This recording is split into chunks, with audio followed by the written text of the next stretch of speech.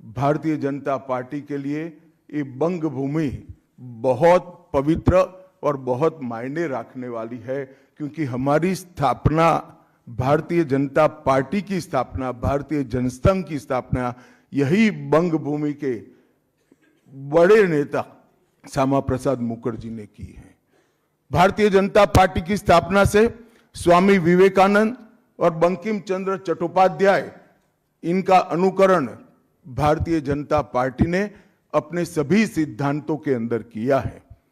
मित्रों, आज जब मैं कह रहा हूं कि इस बार 26 के बंगाल के विधानसभा चुनाव में बंगाल में हमारी सरकार बनेगी, इसका मजबूत आधार भी भारतीय जनता पार्टी के पास है।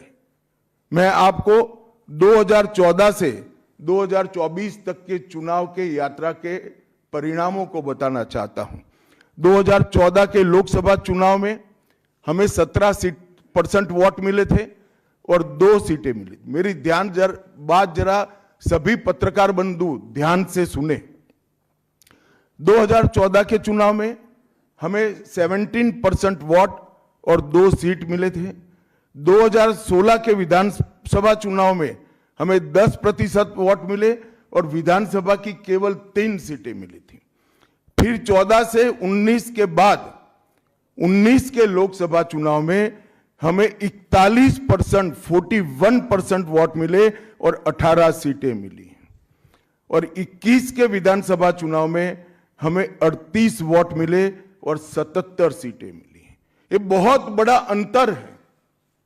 जिस पार्टी को केवल 3 सीट मिले थे, वो पार्टी 5 साल के ही अंतराल में 77 सीट प्राप्त करी। और इसका नतीजा देखिए, कांग्रेस, जिसकी एक प्रकार से स्थापना ही बंगाल से शुरू हुई, वो कांग्रेस पार्टी बिग जीरो पर पहुंच गई।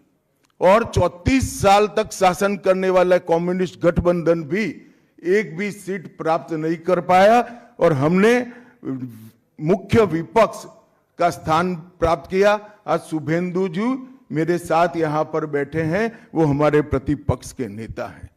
24 के चुनाव में भी हमने 39% वोट प्राप्त किया, 12% सीट प्राप्त की, 12 सीटें प्राप्त की। और 26 में हम निश्चित रूप से प्रचंड बहुमत के साथ भारतीय जनता पार्टी की सरकार बनाने वाले हैं। मित्रों, ये 24 से अब तक का समय भारतीय जनता पार्टी के लिए बहुत शुभंकर सिद्ध हुआ है।